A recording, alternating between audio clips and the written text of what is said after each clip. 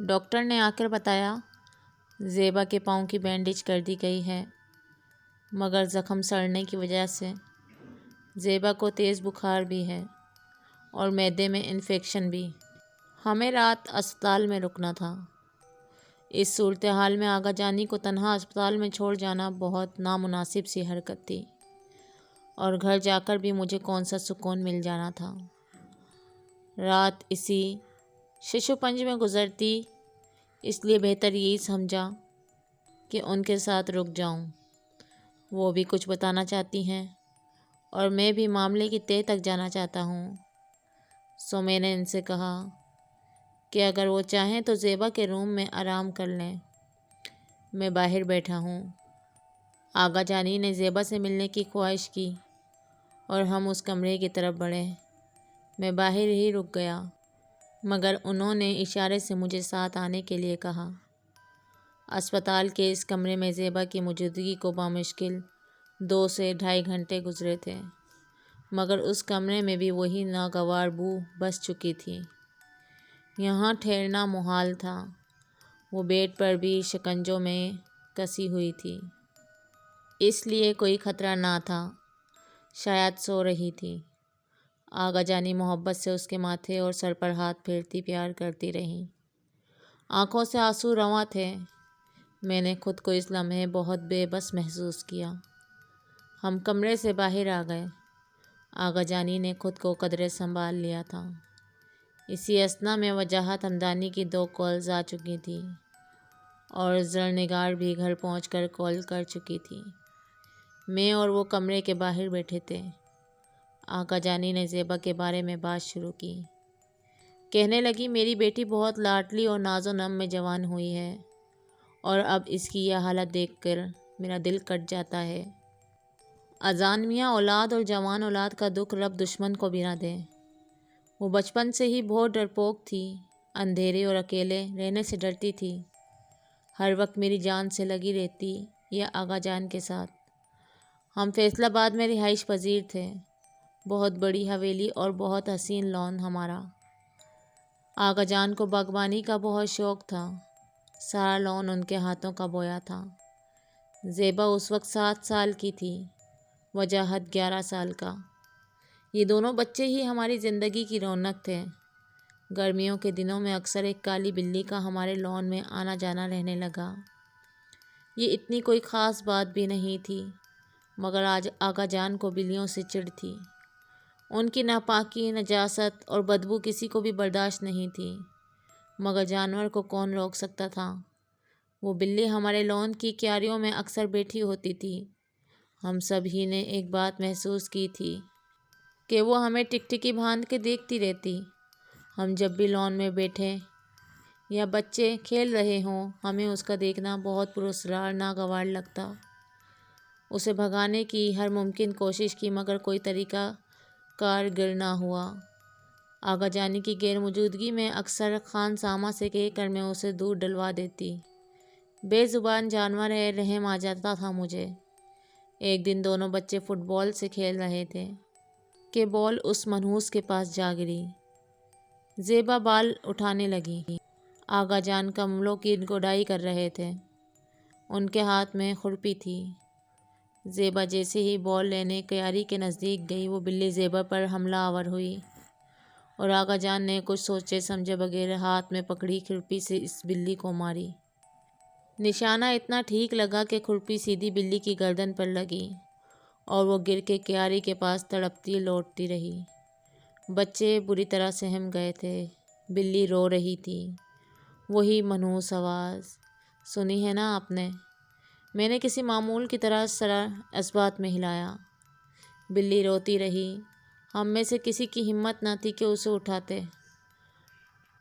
آغا جان نے چوکیدار سے کہہ کر ایک بوری منگوائی اور چوکیدار سے ہی اس بلی کو بوری میں ڈلوا کر کہیں پھینکوا دیا۔ آغا جان اسے مارنا نہیں چاہتے تھے، بس سب کچھ اتنا اچانک ہوا کہ سوچنے کا وقت ہی نہیں ملا۔ اس رات زیبا بہت ڈری رہی اور اسے بخار نے آ لیا۔ ہم بہت پریشانی میں آ گئے۔ سارا ہفتہ ڈاکٹر حکیموں کے چکر کاٹتے گزارے۔ اسی دوران آغا جان کو کب وہم کی بیماری ہوئی پتہ ہی نہیں چلا۔ زیبا کے صحتیاب ہونے کے بعد میں نے غور کیا، وہ اکثر بیٹھے بیٹھے چونک جاتے اور اپنے آگے پیچھے دیکھنے لگتے جیسے کچھ ڈھونڈ رہے ہوں۔ کبھی کمرے کھول کر تلاشی لیتے، کبھی کھڑکی کھول کے دیکھتے، راتوں کو اٹھ کر بیڈ کے نیچے، صوفوں کے نیچے جھانکتے۔ مجھے یہ سب بہت عجیب لگ رہا تھا۔ ڈاکٹروں کی محنت رنگ لائی، زیبا روبے صحت ہونے لگی۔ آغا جان اسے ایک پل اکیلا نہ چھوڑتے۔ ایک دن صبح کوئی 11-12 کا وقت ہوگا، آغا جان اور زیبی معمول کے مطابق لان میں کھیل رہے تھے۔ میں وجاہت کے ساتھ باہر گئی ہوئی تھی، مجھے سپر اسٹور سے کچھ سامان خریدنا تھا۔ جب میں واپس گھر آئی تو زیبا کیاری کے پاس بیٹھی نظر آئی۔ آغا جان نہیں تھے۔ میں اندر گئی، دروازہ لاکڈ، دروازہ بجایا، آوازیں دی، تب کہیں جا کر آغا جان نے دروازہ کھولا۔ وہ بہت بوکھلائے ہوئے تھے، دہشت چہرے سے آیا، ان کا چہرہ زرد پڑ گیا تھا۔ مجھے لگا انجائنا کا اٹیک ہے۔ میں فون کرنے بھاگی مگر انہوں نے مجھے بازوؤں سے پکڑ لیا اور بولے، وہ مری نہیں ہے، وہ مری نہیں ہے، وہ یہیں ہے باہر لان میں، دروازہ بند کر دو، وہ مجھے مار دے گی۔ آغا جان ہذیان بکے جا رہے تھے۔ آغا ہوش کریں، مجھے کچھ پلے نہ پڑے، کون میری مری نہیں، کون مار دے گی، کیا ہو گیا ہے آپ کو، کیا بول رہے ہیں؟ اتنے میں زیبا ہمارے پاس کھڑی تالیاں بجانے لگی اور کھلکھلانے لگی، بابا جانی ڈر گئے، بابا جانی ڈر گئے، مما میں بلی بنی، بابا جانی ڈر گئے، ہی ہی ہی ہی ہی، میاؤں میاؤں میاؤں میاؤں، ہی ہی ہی ہی۔ وہ ہنستی کھیلتی وجاہت کے ساتھ دوبارہ لان میں جا چکی تھی اور آغا جان پسینے میں شرابور۔ انہیں تسلی دی، پانی پلایا اور سان بحال ہوئے تو وہ رو پڑے۔ میں نے زندگی میں پہلی بار اپنے شوہر کو ہلکتے دیکھا تھا۔ اذان میاں، میرے لیے بہت بڑی بات تھی یہ۔ میرا دل اندر سے بجھ گیا اور ایک خوف دل میں سما گیا کہ کچھ برا ہونے والا ہے۔ آغا جان گھر سے جا چکے تھے اور میں بچوں کے ساتھ مصروف ہو گئی۔ وہ رات بہت دیر سے آئے، بہت گمسم تھے۔ بچے سو چکے تھے۔ وہ جب بستر پر لیٹے مجھے یاد ہے ان کی آنکھیں متورم تھیں۔ میں نے دریافت کیا تو بولے، صبیہ تم یقین نہیں کرو گی، رہنے دو۔ میرے بہت اصرار پر انہوں نے بتایا کہ تمہارے دوپہر میں جانے کے بعد میں اور زیبا لان میں تھے۔ میں اخبار پڑھ رہا تھا کہ میری نظر سامنے کیاری پر پڑی جہاں وہ بلی رہنے لگی تھی۔ زیبا وہاں بیٹھی اپنے ہاتھ چاٹ رہی تھی۔ میں نے آواز دی، بلایا، مگر اس نے انسنی کر دی۔ میں غصے میں اٹھا اور اس کے قریب جا کر اسے اٹھانے لگا تو اس نے میرا ہاتھ جھٹک کر پیچھے کیا اور میری گردن پر ہاتھ مارا۔ اس کا ہاتھ مجھے پنجے کے جیسا محسوس ہوا۔ میں نے ہاتھ لگایا تو خون رس رہا تھا۔ پھر ایک دم زیبی زمین پر بل کھانے لگی اور وہی آوازیں نکالنے لگی جو اس وقت وہ زخمی بلی روتے ہوئے نکال رہی تھی۔ وہ گرانے لگی۔ وہ دوبارہ مجھ پر جھپٹی میں بھاگا، اندر آ کر کمرہ لاک کر لیا۔ تمہیں مجھ پر یقین ہے نا صبیہ؟ میں بس انہیں بے یقینی کے عالم میں دیکھتی رہی۔ میں جانتا ہوں میری بات پر یقین کرنا مشکل ہے۔ میں جھوٹ نہیں کہہ رہا، تم تو میرا یقین کرو۔ میں پاگل نہیں ہوں، یہ دیکھو۔ انہوں نے کالر ہٹایا تو واقعی 3 خراشیں پڑی تھیں جن پر خون ابھر کے سوکھ چکا تھا۔ میں حیرانی سے انہیں دیکھ رہی تھی۔ مجھے اس کی آوازیں آتی ہیں راتوں کو، لگتا ہے وہ یہیں ہیں۔ اس کی چمکیلی آنکھیں مجھے گھور رہی ہیں۔ اس نے ہماری بچی پر قبضہ کر لیا ہے صبیحہ۔ کتنی ہی دیر ہم ساتھ لگے روتے رہے۔ ہمیں نہیں پتہ تھا ہمیں کیا کرنا ہے، کیا ہونے والا ہے، یہ سب کیسے ٹھیک ہوگا۔ کیا آغا جان اس گلٹ میں مبتلا ہو کر نفسیاتی مریض بن چکے ہیں، یا یہ کوئی اور معاملہ ہے اور وہ سچ کہہ رہے ہیں؟ آغا جان اور زیبی میری روح کے 2 حصے ہیں۔ میں کسی کو کھونا نہیں چاہتی تھی۔ اتنا کہہ کر آغا جانی پھوٹ پھوٹ کر رونے لگی۔ اور میں اپنی کیا کیفیت بیان کروں، یہ معاملہ الجھتا ہی جا رہا تھا۔ ان گنت سوال اب بھی باقی تھے اور کہانی بھی، کہانی میرے اور آپ کے لیے، مگر یہ آغا جانی کی آپ بیتی تھی جو نامکمل تھی، اور ابھی مزید کیا کچھ ہونا باقی تھا وہ سب الگ۔ آغا جانی میں سمجھ سکتا ہوں آپ اور آپ کا خاندان کسی اذیت سے دوچار ہے، لیکن جو بھی ہوا وہ اپنے بچاؤ کے لیے ہوا، تو پھر یہ انتقام کیوں؟ آغا جانی پانی کے گھونٹ بھرتی ہوئی بولی، اذان میاں یہ کوئی انسان نہیں تھی کہ قتل کا مقدمہ چلتا اور سیلف ڈیفینس ثابت کر کے ہم اپنے شوہر اور بچی کو بچا لیتے۔ بلی کے روپ میں وہ کوئی اور مخلوق تھی جس کو نہ ہم سمجھا سکے نہ معافی تلافی کر سکے۔ اول تو اس وقت ہم یہ سمجھتے ہی نہیں تھے۔ آغا جان کی گردن پر خراشیں دیکھ کر بھی ہمیں پختہ یقین نہ تھا۔ دوسرے دن ہم نے فیصلہ کیا ہم آغا جان کے ساتھ کسی اچھے ماہر نفسیات سے رابطہ کریں گے۔ ہو سکتا ہے بلی کی اچانک موت آغا جان کے ذہن میں بیٹھ گئی ہو اور یہ سب تماشے کروا رہی ہو۔ ہم نے آغا جان کو راضی کیا یہ کہہ کر ہم زیبی کو ایگزامن کروانا چاہتے ہیں۔ ڈاکٹر ہم سے بھی کچھ سوالات کر سکتا ہے، تو گھبرائیے گا نہیں۔ ماہر نفسیات نے بالترتیب ہم چاروں سے سوالات کیے، مگر اصل چیک اپ آغا جان کا ہی تھا۔ مجھے شدید حیرت اس وقت ہوئی جب ڈاکٹر نے ہم چاروں کو نارمل قرار دیا، تو اس کا مطلب ہے آغا جان زیبی کے بارے میں سچ کہہ رہے تھے۔ ان دنوں میں نے زیبی میں کوئی بدلاؤ نہ دیکھا۔ ہاں، وہ کبھی کبھی اپنے ہاتھ چاٹنے لگتی کھانے کے بعد، اور اب دودھ بغیر ضد کیے پی لیتی تھی۔ آغا جان کا دل گھر اور بچوں سے اچاٹ ہو گیا تھا۔ وہ زیادہ وقت باہر رہنے لگے تھے، زیبی سے بہت کم بات کرتے، لیکن زیبی ان سے نزدیک ہونا چاہتی، مگر وہ کوئی موقع نہیں دیتے۔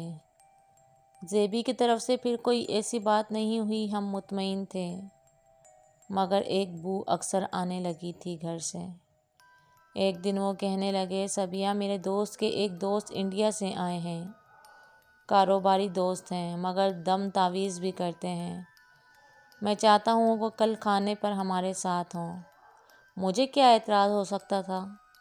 دوسرے دن جمعرات تھی، آغا جان اور ان کے دوست عصر کے بعد ہی آ گئے۔ میں پہلی بار ملی تھی۔ اچھے انسان تھے۔ عبدالسلام بمبئی والے، درمیانہ قد، ذرا سانولا سا رنگ، مگر چہرہ پر نور۔ رسمی گفتگو کے دوران ہی بچے سو کر اٹھ گئے تھے۔ بھائی عبدالسلام سے ملنے کے بعد کھیل میں لگ گئے اور میں خانسامہ کے ساتھ کچن اور رات کے کھانے کی تیاری میں۔ وہ آغا جان کے ساتھ لان میں ہی بیٹھے تھے۔ کچھ دیر میں آغا جان نے مجھے آواز دے کر بلایا۔ وجاہت کو اندر لے جانے کا کہا، میں وجاہت کو اندر لے گئی۔ زیبی لان میں ہی تھی، میں بھی ان کے ساتھ لان میں آ بیٹھی۔ بھائی عبدالسلام پودوں کی آغا جان کی باغبانی کی تعریف کرتے کیاری کے نزدیک کھڑے ہو گئے۔ مجھے لگا وہ کچھ پڑھ رہے ہیں۔ آغا جان نے میرا ہاتھ مضبوطی سے تھاما اور زیبی کی طرف اشارہ کیا۔ اذان میاں، سن سکو گے جو میں کہنے لگی ہوں؟ یقین کر پاؤ گے؟ میں کیا جواب دیتا؟ اب تک بھی جو سن چکا تھا، دیکھ چکا تھا، اس پہ یقین کرنا مشکل ہی تھا۔ میں نے استفہامیہ نظروں سے انہیں دیکھا۔ اذان میاں، زیبی میری بچی، وہ اس بلی کے انداز میں بیٹھی تھی، مگر اس کا چہرہ زیبی کا نہیں تھا، اس کالی بلی کا تھا۔ میری چیخ نکل گئی۔ آغا جان نے مجھے بازوؤں میں دبوچ لیا۔ زیبی چلتی ہوئی کیاری کے پاس بھائی عبدالسلام کے نزدیک جا کر لوٹنے لگی اور رونے لگی۔ اس کی آواز سے حویلی گونج رہی تھی۔ چوکیدار بھی یہ تماشا دیکھ کر حواس باختہ ہو گیا۔ بھائی عبدالسلام زمین پر بیٹھ گئے، جیسے اس عفریت کے ساتھ مذاکرات ہو رہے ہوں۔ کافی دیر وہ عفریت گرراتی رہی، روتی رہی، اور پھر زیبی بے ہوش پڑی تھی۔ میں اس کی طرف لپکی، وہ بے جان تھی۔ میں اسے لپٹا کر رو دی۔ مجھے آغا جان کے ساتھ ہوئے واقعے پر اب مکمل یقین ہو گیا تھا۔ بھائی عبدالسلام نے میرے سر پر ہاتھ رکھا، تسلی دی، بھابھی فکر نہ کریں، بچی ٹھیک ہے، اندر لے جائیں، میں کل شام پھر آؤں گا۔ آپ زیبی کو کمرے میں لٹا آئیں، مجھے کچھ بات کرنی ہے۔ ایک نرس نے آ کر اطلاع دی زیبی کو ہوش آ گیا ہے، وہ رو رہی ہے۔ آغا جان نے اسی ڈاکٹر کو کال ملا کر صورتحال بتائی۔ نرس کی بات کروائی اور نرس زیبا کے کمرے میں چلی گئی۔ مجھے نرس کے لیے بھی خوف آیا کہ خدا جانے زیبا ہوش میں ہے، نرس کے ساتھ کیا کرے۔ ان عفریتوں کے لیے کون سا مشکل ہے کہ کسی کی جان لے لینا یا نقصان پہنچا دینا۔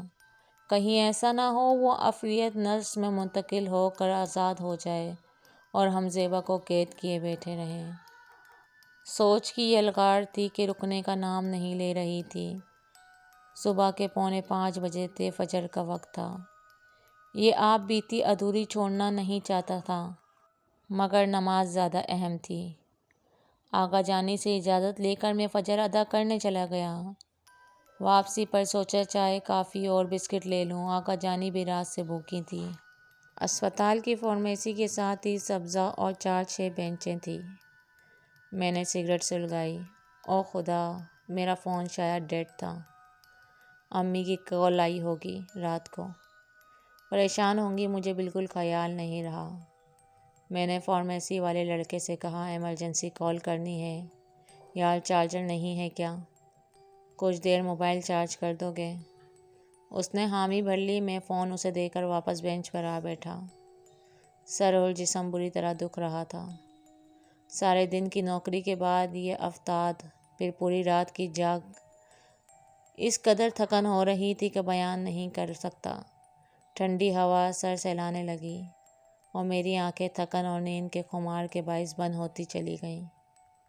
اچانک بلیوں کے گررانے سے میری آنکھ کھلی۔ سرہانیں لڑ رہی تھیں۔ میں جوتا مارنے ہی والا تھا کہ ہاتھ وہیں کا وہیں رہ گیا، یہ سوچ کر پتہ نہیں یہ نارمل بلی ہے یا اس کی کزن وزن۔ اپنی ہی سوچ پر ہنسی آ گئی۔ دن نکل آیا، دھوپ چڑھ گئی تھی۔ نہ جانے کتنی دیر سویا رہا۔ اب مجھے احساس ندامت نے گھیر لیا۔ آغا جانی انتظار میں ہوں گی۔ میں نے فارمیسی سے اپنا چارج موبائل واپس لیا، جوس، چپس اور کچھ بسکٹس لے کر اندر روانہ ہوا۔ زیبا کے کمرے کے باہر کوئی نہ تھا۔ شاید آغا جانی اندر ہوں، مگر میری بالکل ہمت نہ ہوئی اندر جانے کی اور میں نے انتظار مناسب سمجھا۔ اس دوران امی کو کال کر کے اپنی خیریت سے آگاہ کیا اور دم کروا لیا۔ کچھ ہی دیر میں یاسر اور طلحہ چھوٹا پوتا آتے نظر آئے۔ ان سے پیچھے آغا جانی اور زرنگار تھیں۔ میں اپنی جگہ سے اٹھ گیا۔ آغا جانی کو ناشتے کے لیے جوس دینا چاہا تو انہوں نے بتایا زرنگار ان کے لیے لنچ لائی تھی۔ دن کے 2 بج رہے تھے۔ وہ چیزیں میں نے بچوں کو دے دی۔ آغا جانی نے بتایا وہ بی پی رے ایریا میں کچھ دیر سو گئی تھی۔ چلو اچھا ہوا، ورنہ میں تو زمین پہ گڑا جا رہا تھا کہ ان کو انتظار میں بٹھا کر خود پورا دن سو گیا۔ زرنگار کی موجودگی میں کیا کرتا میں وہاں؟ میری ان سے سلام دعا بھی نہیں تھی۔ جس کروفر سے اس کی گردن تنی رہتی تھی، صاف ظاہر تھا وہ یا تو خوبصورتی کے زیم میں مبتلا تھی یا اپنے اسٹیٹس کو لے کر قدم زمین سے نہیں لگتے تھے۔ لوگوں کو یوں دیکھتی جیسے کیڑے مکوڑے ہوں، حد درجہ مغرور۔ مجھے الجھن ہونے لگی۔ فیکٹری سے کال پر کال آ رہی تھی۔ میں باہر نکل آیا اور باس سے کچھ کہا۔ کچھ نجی مسائل ہیں، اسپتال میں ہوں، کوئی قریبی رشتہ دار بیمار ہے، ایمرجنسی میں نہیں آ سکوں گا۔ دوسرے دن وقت پر پہنچنے کی تاکید کرتے ہوئے باس مطمئن ہو گئے۔ میں واپس اندر آیا تو آغا جانی رنجیدگی سے زیبا کا حال زرنگار کو بتا رہی تھی۔ وہ سپاٹ چہرے لیے فون پہ اسکرولنگ۔ مجھے کہنے لگی اذان میاں چاہیں تو جا سکتے ہیں شام تک، زرنگار یہاں ہیں، شام کو انہیں جانا ہوگا، تو کیا آپ رات میں یہاں آ سکتے ہیں؟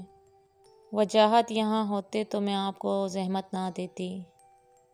ارے آغا جانی بیٹا کہہ کر آپ زحمت کی بات تو نہ کریں۔ اسپتال میں ایک مرد کا ساتھ ہونا ضروری ہے۔ میں عشاء کے بعد آ جاؤں گا۔ ان سے رخصت لے کر فیکٹری جانے کا ارادہ کیا، مگر ابھی ابھی باس کو اتنی راکھ پٹی دی ہے، سب جھوٹ سمجھتا کہ لو ابھی تو ایمرجنسی اسپتال میں تھا، اب کیسے فیکٹری آ گیا۔ اگر مجھے پہلے علم ہوتا زرنگار شام تک رہے گی تو میں باس سے کہہ دیتا کہ کچھ دیر کے لیے آ جاتا ہوں، مگر اب نہیں، رات بھر جاگنا ہے۔ مجھے نہیں لگتا زیبا کو 2-4 روز سے پہلے چھٹی ملے، تو سوچا گھر جا کر آرام کرنا بہتر ہے۔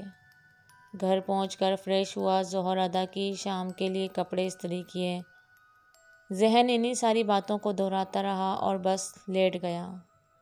سوچتے سوچتے سو گیا۔ شام کو جھٹپٹا ہونے لگا تھا، آنکھ کھلی۔ نوکری کی وجہ سے میری ایک روٹین تھی، جلدی سونا جلدی اٹھنا، مگر ہے وقت سونے جاگنے سے طبیعت میں بھاری پن محسوس ہو رہا تھا۔ کچھ دیر نیوز دیکھی، کسی کام میں ذہن حاضر نہیں تھا۔ مغرب ادا کر کے میں اسپتال کے لیے روانہ ہو گیا۔ راستے سے 2 پیکٹ بریانی لے لی۔ زیبا کی حالت کچھ بہتر ہوئی تو آغا جانی کے حلق سے نوالا اتر سکے گا۔ اللہ پاک اس لڑکی کو شفا دے، غیر ارادی طور پر دل سے اس کے لیے دعا گو تھا۔ اسپتال میرے گھر سے دور تھا، راستے میں عشاء ہو گئی۔ اسپتال کی مسجد میں ہی عشاء ادا کی اور وارڈ کا رخ کیا۔ آغا جانی اور وہی مولوی بیٹھے باتیں کر رہے تھے۔ آج پہلی بار آغا جانی نے اس بندے سے میرا تعارف کروایا۔ اس کا نام طاہر علیمی تھا۔ وہ جامعہ نعیمیہ میں پڑھاتا تھا۔ عمر کچھ اتنی زیادہ بھی نہیں تھی، لیکن حلیے سے بڑا لگ رہا تھا۔ مجھ سے مل کر اس نے رخصت چاہی تو آغا جانی نے روک لیا اور کہا کہ بات پوری کر کے جائیں، اذان میاں سب جانتے ہیں۔ طاہر علیمی ایک عامل بھی تھے، اس لیے زیبا کی جان اس عفریت سے بچانے کے لیے ان کا ہمدانی ہاؤس میں آنا جانا تھا۔ طاہر علیمی نے بتایا کہ وہ عفریت کسی قیمت پر زیبی کو چھوڑنے پر تیار نہیں ہے۔ وہ بات نہیں کرتی یا شاید کسی ایسی زبان میں بات کرتی ہے جس کا مجھے علم نہیں ہے۔ میں اتنا کوئی بڑا عالم نہیں ہوں، بس بچی کے سکون کے لیے اسے دم کر دیا کرتا ہوں، مگر اب یہ معاملہ میرے ہاتھ سے نکلتا محسوس ہوتا ہے۔ ایک تو عفریت انتقام پر آمادہ ہے، دوسری غلطی زیبا کی شادی کر کے ہوئی۔ جب زیبا نے شادی سے انکار کر دیا تھا تو آپ کو زبردستی نہیں کرنی چاہیے تھی۔ زیبا کی شادی؟ کب؟ کس سے؟ اس حالت میں تو شادی کا سوال ہی پیدا نہیں ہوتا۔ میں نے شادی کے ذکر پہ آغا جانی کی سمت دیکھا تو انہوں نے آنکھوں کے اشارے سے مجھے چپ رہنے کو کہا۔ میں طاہر علیمی کی بات سنتا رہا۔ آغا جانی نے ان سے دعا کی درخواست کی اور طاہر نے اپنے پیر صاحب سے رابطہ کرنے کی یقین دہانی کروا کر رخصت لی۔